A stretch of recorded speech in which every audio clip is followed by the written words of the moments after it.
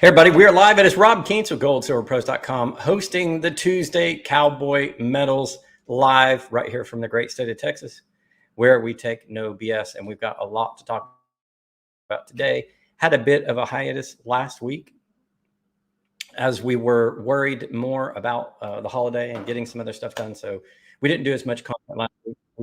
There's my sound check. There we go. But we're back this week to do the live. Thank you everybody for joining. Thank you, Peter, as you make your way over to Mother Russia and make your way on your journey, for stopping by the channel and doing moderator duties. You certainly don't have to do that while you're traveling, but we always love to see you. And congrats on that journey, by the way. I know it's something that you've been doing for a very long time. So congrats and thanks for joining. Thanks, Grace Best, for being here. John Butler for being here as well as all the other guests that we have in the program. Thanks everybody for jumping in. Remember, super chats are open if you want to leave a question and have me answer it.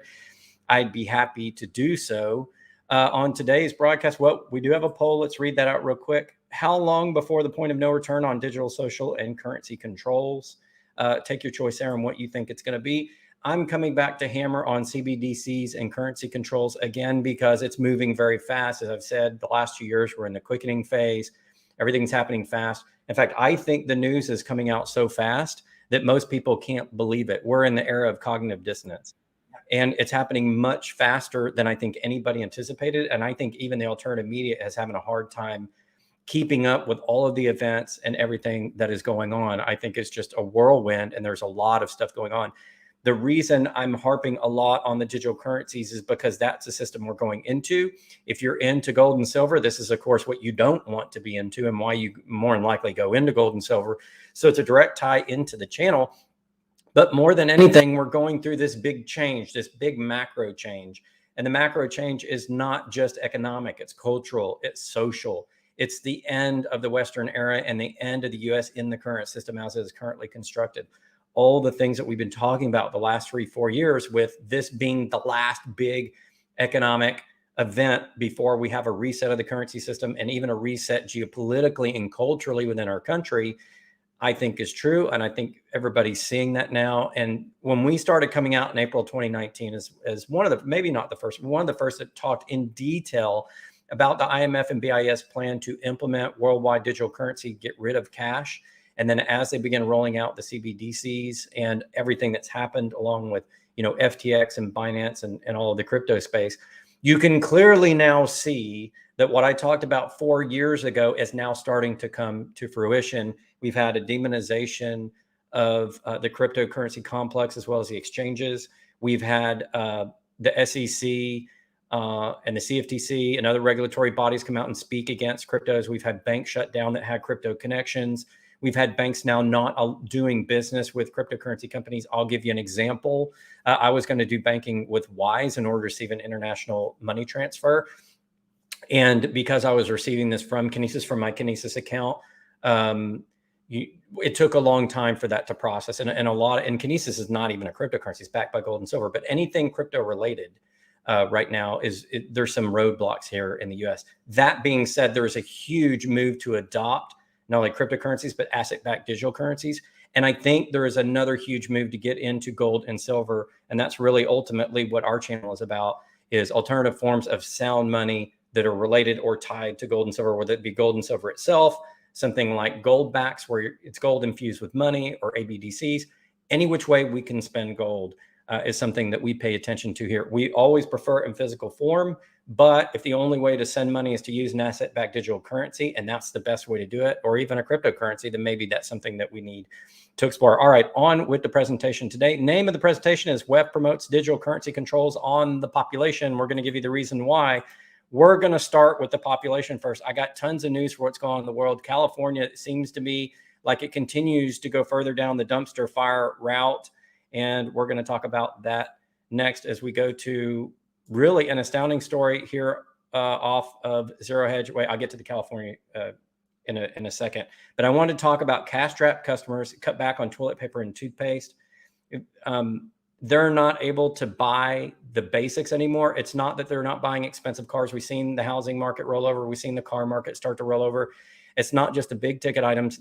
They're not even shopping at Walmart anymore. There was a story last week about Walmart customers are becoming dollar store customers. People can't even afford to go to the discount retailers. Now they're going to the deep discounted retailers, and they can't afford to buy the basics like toilet paper and toothpaste. We're not talking about them buying an Xbox. We're not talking about them buying an expensive piece of jewelry or going on vacation. They can't buy the essentials. So the bottom end of the income earners, the poor and the poorer part of the middle class, are really starting to take it on the shorts. You can see consumption of all these items has been down since the pandemic. If we look at this chart, it's been down 3.6. Let me blow this up for you guys. In 2021, it was down over 3.5%. 2022, it was down non-food items almost 6%, food 2%. In 2023, it's down again, and this has been the trend. And people just cannot pay for the basics. And we have a quote here. Data from NIQ, which tracks retail sales, reveals consumers are decreasing their spending on personal hygiene products like toilet paper, toothpaste, and laundry detergent. Sales for those items in the 52 weeks through June 24th were down 3 to 4%. Quote from the article: the strains that the consumer is under have been exacerbated over the last couple of months. Morningstar analyst Erin Lash told Bloomberg. She noted a reduction in food assistance programs, lower tax returns, and the end of stimulus checks are some of the reasons for faltering consumers. Also, as we noted in the intro, inflation outpaces wage growth for 2 years and has crushed households, forcing many to drain savings and rack up enormous credit card debt. And now I want to show you the California video, which is terribly depressing and not at all that fun, but it has to be brought to your attention because this is not just happening in California. I've started to see this where I live, the homeless increasing in areas I've never seen homeless before. But listen to this story from local news in California. In Marin County that has come in many ways to symbolize the Bay Area's growing housing crisis. This crisis only worsened through the pandemic. RV after RV, car after car parked here because people have nowhere else to go. ABC 7 News anchor 𝘲𝙁𝘾𝙊𝙈𝙀 went to Binford Road today to report on the growing RV encampment, who lives there, and what's being done to help. Driving through Novato, it's hard to miss. Nestled between Highway 101 and a wildlife sanctuary, this is Binford Road. What do you call this neighborhood? I don't call it anything. I just call it, it's just the strip where all the RVs are. Here, the long line of trailers and motorhomes goes on and on and on, stretching for about a mile. Located just minutes away from some of the wealthiest zip codes in the country, this growing RV encampment has come to symbolize the haves and the have-nots in the seemingly affluent Marin County. What we're seeing here at Binford Road is really a larger issue that we see all across the state, which is the housing crisis we have, the unhoused and homeless crisis that we're experiencing. So this is the captain's seat, and 𝘬𝙀𝘾𝙊𝙀 has been homeless for 3 years. I was trying to just hold my head above water.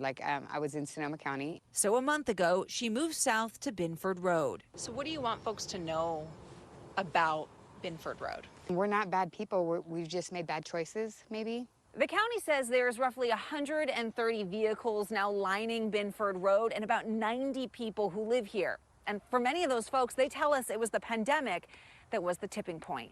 That trailer right there? Just ask 𝘫𝙁𝘾𝙊𝙀. He's lived here for 6 years. When you moved here 6 years ago, what was Binford Road like? There was about 5 or 6 motorhomes on the street. This video shows Binford Road 3 years ago in 2020. Now it's packed bumper to bumper. And with county-sanctioned resources, there's now weekly trash pickup, porta potties, and hand washing stations. On a weekly basis, folks are out here multiple days during the week, engaging with residents, really hearing about their needs, listening to their stories, talking about, what supports specifically they might need to be able to get back into housing.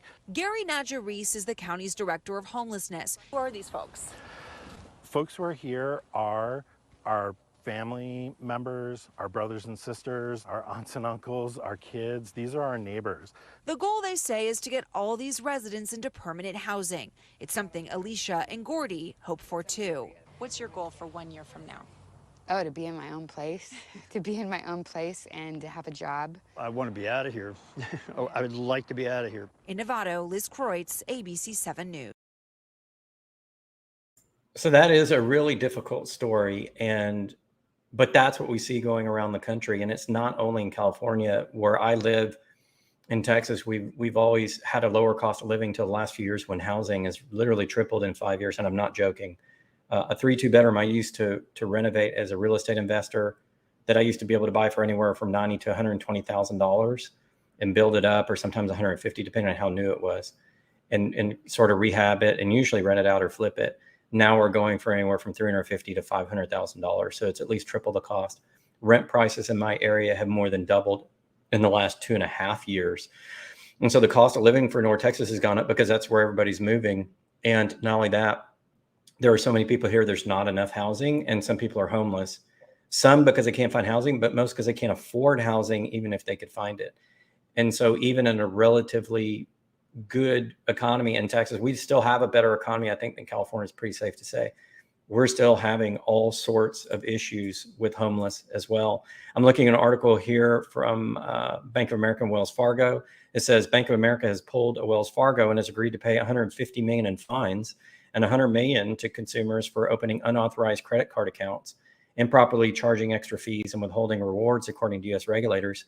So now you can't even trust your bank, because Bank of America has fined $150 million for not treating their customer accounts in the right way. And I'd actually considered opening a Bank of America account for my corporate account recently to replace my credit union, and glad I didn't, because I wouldn't want to be one of these guys that's, they've been fined $150 million for doing things with their customers to try to goose up business, because even the banks are hurting. I'm going to put this up on screen real quick. When the banks are hurting, there's no one that is essentially safe in the economy. Let me put this up real quick. Zero hedge story. Bank of America paid $250 million for opening fake accounts, charging illegal fees. It says here the Consumer Protection Agency found that Bank of America charged consumers $35 overdraft fee and then double dipped by allowing the fees to be changed repeatedly for the same transaction. Why are they doing that? Because they need the money. And banks make money off transactions. If people don't have money, they're not transacting. Banks don't necessarily make a lot of money. Now, they also make it on the investment. There's a commercial side with customer deposit we're talking about here, and there's the investment side. But they need to make money on both sides, or else one of the sides can go out of business. And so this is what they're doing now that they're not making as much money on transactions, and they built their business up to handle a certain amount of transactions. Then we go into a deflationary part of the economy where we're all retracting and people are transacting less, but they still need to make their money. So what they do, they just overcharge. It reminds me of when I used to shop at Blockbuster way back in the day, when they were the dominant video. You get your DVD or whatever, and you go in the store and you would turn in your DVD and they would charge you a late fee. It's like, no, I turned it in 4 hours on the day before it's due, but they would charge you 2 days of late fees. And eventually Blockbuster got busted for doing that, and they actually were overcharging. But companies like that are rent seekers, meaning they get money from transactions, that do badly during an economy when transactions will go down. This is a sign the economy is bad, because they'll start charging for transactions that never occurred or setting up accounts in your name. And this is a major bank that did this.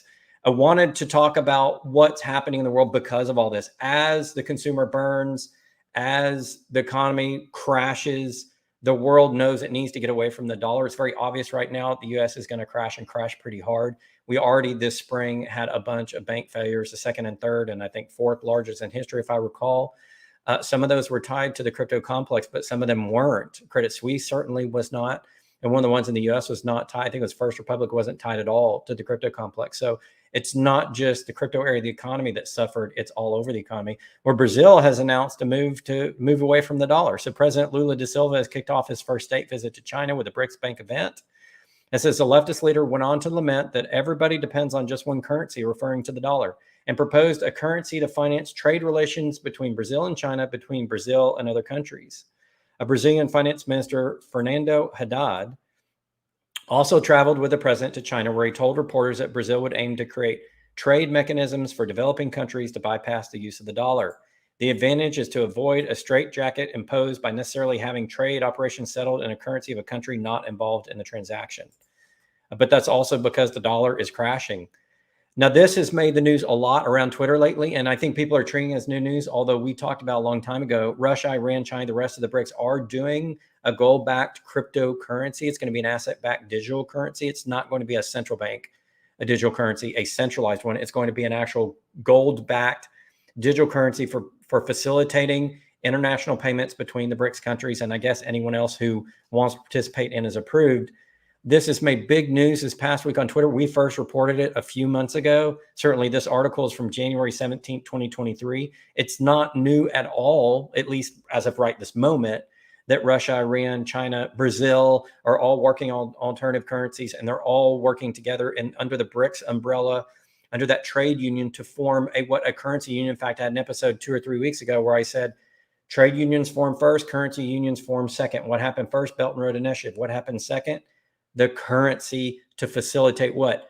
The trade on the Belt and Road Initiative. And again, I've reported on this for months, but it was really big news in social media. So I wanted to bring it back on the program so that you didn't think that we weren't paying attention to it. We just already covered it. We already covered the mechanics of it. I had a whole couple of episodes on it. I won't go into detail, but just know that the gold standard is back. BRICS to introduce gold-backed reserve currency is being reported everywhere. This is the one that got everybody. It was 𝘬𝘀𝘾𝙊𝘾𝙊𝙀's tweet that got everybody riled up over Twitter and over social media. But again, I want to point out, this stuff started back in the first announcements back in January. And I think when China and Russia announced joint, it was either February or March when we announced it. Certainly good to know. And it's something that we want to know. And now I want to play for you another video, and that goes to the heart of this presentation. I've showed you the problems with the U.S. economy and some new stuff that's happening in California, and also talking about stuff that's happening across. And I've talked to you about, and this is old news, and old news was also that the BRICS nations were forming a gold-backed digital currency. But here's a little bit of new news. This is from the WEF, and this guy's talking about the real purpose. And this is really what I want you to get from the presentation. The other stuff I gave you was to bring people up to speed who may be new to the channel. We're seeing a lot of new people come to the channel this summer, and it's very encouraging. So I'm going to be repeating some things we've already talked about. For those who've been with me for a while, please forgive us. We have a lot of new eyeballs on the channel. I'm getting it via email and in our statistics. We've got a bunch of new people that I think saw the bank failures and want to talk gold, silver, and any form of sound money. And so they're coming out to our channel and other people's channels. So we're recovering some stuff. But here's the new one. Here's a new video from somebody in the WEF, and you'll see who it is, talking about the real reason for central bank digital currencies. And this is really scary, but now they're talking about it out in the open. And I've got all sorts of comments after this, but I want you guys to pay attention to what he has to say. Here we go. Make is that if you think about the benefits of digital money, there are huge potential gains. It's not just about digital forms of physical currency. You can have programmability, units of central bank currency with expiry dates. You could have, as I argue in my book, a potentially better, and some people might see it, or a darker world where the government decides that units of central bank money can be used to purchase some things, but not other things that it deems less desirable, like, say, ammunition or drugs or pornography or something of the sort. And that is very powerful in terms of the use of a CBDC. So notice what he said there. He was talking about using the CBDC to control your spending. What is that called? That is called social control. That's what the Chinese have put in as a form of social control tied to the currency. When I first started talking about marrying the Chinese social credit system to the crypto and how the crypto would enable that system and would enable tyranny in the West, people thought I was nuts because, understandably, you're talking about a concept which hasn't occurred, at least in 250 years in the U.S. We have the Constitution. We have the Declaration of Independence. We have the Founding Fathers. We're the free leaders of the world, or so we thought. And now all of a sudden in 2023, they're talking about implementing a system in which all of that is gone. Ladies and gentlemen, if they get this system out, you will have no constitution. You will have no freedom. You will have nothing. You will own nothing, and you'll love it according to them. Of course, you actually hate it. We're going to play this again. Listen, it's so important that you guys understand what he's rolling out and the fact that he's a sociopath and does not care about you. It's not about whether you would do this and whether you would believe that your friend would do it. It's about whether they would do it to you. And that's something you need to wrap your head around. They don't care about you. They want to control you. And I'm going to explain why in here in just a moment. But listen to this again. It is so key. You have to understand the design and why. And he's telling you point blank, why. And the one final note I will make is that if you think about the benefits of digital money, there are huge potential gains. It's not just about digital forms of physical currency. You can have programmability, units of central bank currency with expiry dates. You could have, as I argue in my book, a potentially better, and some people might see it, or a darker world where the government decides that units of central bank money can be used to purchase some things, but not other things that it deems less desirable, like say ammunition or drugs or pornography or something of the sort. And that is very powerful in terms of the use of a CBDC.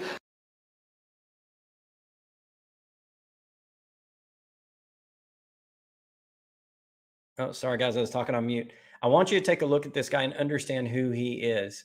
He speaks for all governments around the world, which have been populated by globalists who believe that you do not know how to make a decision for yourself. This is the same guy as Klaus Schwab. This is the same guy as Bill Gates. This is the same guy as all the people that go to Davos and whatever they do. All the people that are trying to bind up Europe into one nation state. All the people that want to give away our sovereignty and our constitution so that the UN and IMF and BIS and NATO can tell us what to do. These people believe that they are intellectually superior to you. They believe that they have all the answers. They don't believe in you. They don't believe in your rights, and they don't care about whether you like it or not. And in the Chinese system, there's an old saying around legislators and Confucians, two basic types of people. The legislators are like this guy that you saw with the WEF, who believes he's smarter than you and it's his right to control you. He has a God-given or some mandate. Usually it's not God-given because they're usually not religious. They're usually just a sociopathic or narcissistic typically, and they have grandiose thoughts about how smart they are compared to everybody else. And academia fosters this. Academia fosters this mindset. The whole purpose of academia, the higher levels of academia, is to foster these types of people getting into positions of power and building up their resume so that they can rule the world, because that's what they want to do. They want to control. Think about the centralized digital currency. They want to control monetary flows, the trade unions to control who gets what, the CBDC when they implement it into your bank account so that they can say, you can't buy that soda. You can't go on that vacation. You must pay your taxes. And we say you owe this amount of taxes. You say you owe that. Well, we're going to take it anyway. And they just take it right out of your account. That's what the system is going to enable, because they believe that they need to tell you what to do. They're in the Chinese philosophy called legislators. Okay, there's also the Confucians. The Confucians are the ones that are more freedom oriented. The Confucians are more libertarian, or they're people that think, hey, we all exist here together. Let's find a way to get along and to build trade systems and to work amongst ourselves, the people. Okay, so the Confucians believe that. The legislators don't. And it's this ancient war, this yin and yang war of controllers and the controlled. And if you look at human history before the Constitution of the United States, before the Declaration of Independence, before the Boston Tea Party, before we threw the British out, sorry, British, you may be watching, not trying to bring up, old topics, but that set the world on a course for freedom that Britain enjoyed, that the US enjoyed, that Europe enjoyed, that many countries around the world who established constitutional democracies, or really just constitutional republics is the right term, or some form of voting system, a democracy, even if it were somewhat socialist, all of that together represented a much more free system than humans have had throughout their entire history. And so think of what you will about the founding fathers, think of what you will about the Constitution, but it's been the only 250 years in history that a majority of the world can say that they had either some or a lot of freedom in their lives, away from government, away from tyranny, away from oppressors, away from slavery, whether it be financial or physical. And there were white people that were slaves. There were tons of blacks that were slaves. Native Americans were slaves. Chinese were slaves, and not just in the US, I mean all around the world. Slavery has been rampant, and subjugation of the common man has been rampant throughout history. The last 250 years have been the most free in human history. And they don't want that system anymore, because that system took control away from them, and they want control back, and they're putting it into place. And this is something you need to understand, because if you don't understand, you're going to go into a like neo-feudalistic dark ages where you don't have any control. You're not going to have control over what you spend. You're not going to have control over where you travel. This is what they want. And I'm putting it in his words. He's the one saying it. Before, people could say you're a conspiracy theory and maybe don't watch Rob, or let's take down Rob's content, because that's not going to happen. I've been saying it for 4 years, and now look what's happening. Exactly what I said 4 years ago would happen, and some other people, to give credit, it's happening now. And it's so overt and in your face and in the mainstream. And I just feel like the majority of people aren't paying attention. We're worried about, the baseball all-star game is tonight. we're worried about our favorite, soccer team. What's Manchester United doing? And that's okay on a normal basis. We need to have our lives. But when something like this is happening, it's something we need to start talking about, because the good news is it doesn't take much action from all of us to push back on this and to say this is not what we want. In fact, if 5 to 10% of people express some concern over this, they could stop it dead in their tracks. But we don't have 5%, 10% of people. And they're trying to get this rolled out before the really bad stuff happens. Because if they can get a lot of these controls in place before a lot of the really bad stuff happens, then when we go to panic because the stuff is hitting the fan, man, and we're scared for our families and we don't have food and we've got gunshots going off down the street, you're going to take whatever system they give you because you don't want to die and you don't want to starve and you don't want your children to die. That's what you're going to do. The time to fight back is right now. If you want to fight back, you fight back right now. And I'm telling you right now, if you don't fight back now, you're a coward. Because if you don't fight back now, they're going to come for you. And they may come for me first because I'm on social media. And they're going to come for Joe next because he has a gold store. And they're going to come from him next because he dared pay in cash for his beer or his clothing. Okay. And then they're going to come for you. They're not going to leave you out of it. Okay. This is the total system. And it's in their words. If you read the BIS and IMF publications, it's in their word. There's not conspiracy theory. It's been written about, and now it's in mainstream media. It's not, that was a WEF event where he talked about using it to control what people, how they live. And he said, this is a good thing. He said, some people will say it dark. Personally, I think it's good. Why? Because he thinks he's smarter than you. And he thinks he has a right to tell you what clothes to wear. He thinks he has a right to tell you what car to drive. He thinks he has a right to tell you where to spend your money, where to work, and who to be, because he's a control freak. And what that really stems from is rampant insecurity that makes up sociopathy and narcissism. And that's who he is. And we cannot let the sociopaths and narcissisms rule our lives. We have to fight back against them. They're the controllers, the legislators. It's time for us to understand that this has been a battle going on for hundreds and thousands of years, and it's our turn to stand up. And if we don't, we're going to lose it. We're going to lose everything, okay? And that's not what we want to happen. Okay, to some, the WEF has come out and finally told us the truth about their plan in their own words, not conspiracy theory. This video, I'm sure that a lot of the digital media channels are going to try to suppress it. I'm just going to come out and say it. But this is from the WEF. It's not a conspiracy theory. It's from them. I'm just reporting on the news. It's fair use of what's out in the news. And at the end of the day, this is what they want. And so we have a right to talk about it, at least until we know. And the last question I have is, how long do we have our rights before those are taken away in light of the controls coming down the system? And how do we stay out of it? Gold and silver in physical form, where you have a piece of gold and silver and you trade that gold and silver, or gold and silver in a form of like a gold back, which is imbued upon paper and has $1 worth of gold in it, or an asset-backed digital currency. I'm going to talk about that real quick, only because they're a sponsor. So I want to talk about Kinesis for a moment, because they're an asset-backed digital currency and they are potentially a way out of the system. There has been a big announcement with Kinesis, and I'm going to read it. We tweeted about this a few days ago. Kinesis and POS postpaid gold application is set to offer all Indonesian citizens low-cost access to gold savings and trading, as well as gold-based utility payments and remittance provisions. In other words, you can pay your bills with gold and silver through Kinesis's system using an app developed specifically for Indonesia. So in other words, it's a payment system for government debt, meaning it's a currency. The Indonesian president, Joko Widodo, has now confirmed that he would be officially opening the project. So now we have our first ever gold and silver-backed digital currency enacted independently by the nation through a private partnership with a company, Kinesis. And it says here, a huge win for precious metals and sound money. This is not the centralized version of it. This is not even the gold and silver-backed digital currency that the Russians and the Chinese and the Brazilians and the BRICS nations are doing.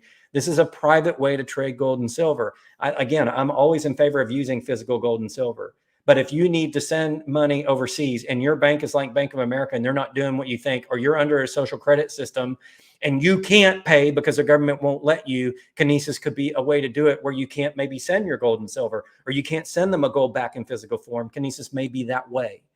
But I also say, get your gold and silver physical, put it someplace safe. I'm not saying put it at home. And oh, by the way, I'm not offering financial advice.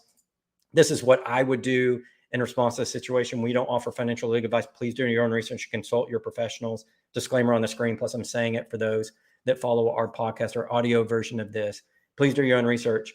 But that being said, some of the solutions we're trying to give you are private market solutions to public market problems or public sector problems. And I prefer the private market solutions. Real physical gold and silver, kinesis for your digital version of it stored safely and audited, or gold backs where you have a little bit of gold infused in dollars. I think there's like 10 or 12 or 15 states now in which those are distributed. There's also Valorum, which is another company that does what Goldback does and does gorgeous designs. I need to have the founder of that on the show. There are ways to transact in gold and silver, okay, that would be outside the system. So look at all the ways. Don't just follow the ones that are sponsoring my program. They're sponsors because I want them on air to help you. And by the way, there's a link below if you want to do kinesis where it helps the program. But if you don't want to do that, go just get your gold and silver, get your gold backs and your Valor, whatever you got to do. But man, I'm telling you right now, if they get this system in place, you got nowhere to go, because they have put together the technology on the currency side. They put together the technology on the social media side. And there's also put together the technology on the network side in 5G, which I'm going to talk about later. I worked for a big company that did 5G, and I'm going to tell you what the capabilities of that are with regards to social control. And I think it may scare you. That'll be a coming episode when I talk about that. But all of the things have been put in place from an infrastructure perspective, and now from a law perspective. And the last piece of it's from a cultural perspective, where they get you to buy in. And the people that don't buy in are going to get ushered in when we have some sort of crisis. Rahm Emanuel said, never let a crisis go to waste. So depending on how fast this is going along, there could be a crisis which facilitates us getting into this system faster. And again, it's their system. It's not one that I particularly agree with, but completely understand why they want to do it.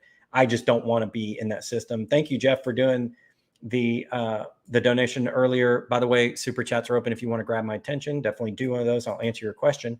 On the poll, 34% of you said it'd be about a year before the point of no return on digital, social, and currency controls. And what I mean by point of no return is when it's over, they've got it and you can't get out of it. That's what I mean by point of no return. And I put 6 months here because, damn, the way it's going, it could happen fast. I don't know if it'll happen in 6 months, but they got a lot of the infrastructure down. 1 year, 2 to 5 years. 1, 2 to 5 years is what people are choosing the most. I think that's probably reasonable. I've said middle of this decade, so a year to 2 years is my guess. But man, are we getting close? And I'm talking about it more because it's right there. It is just right there, man. We are right on top of it. I don't see any other questions in the chat. I'm scrolling through for you guys. Thank you so much for joining the program. Thanks for joining the channel. Again, we were off a lot last week because, well, hey, it was July 4th and we've got a special announcement coming up. I won't tell you now. We have a really special announcement coming up. I've been working on something that's really big for our channel and for our followers. We'll talk about it here in the next week or two.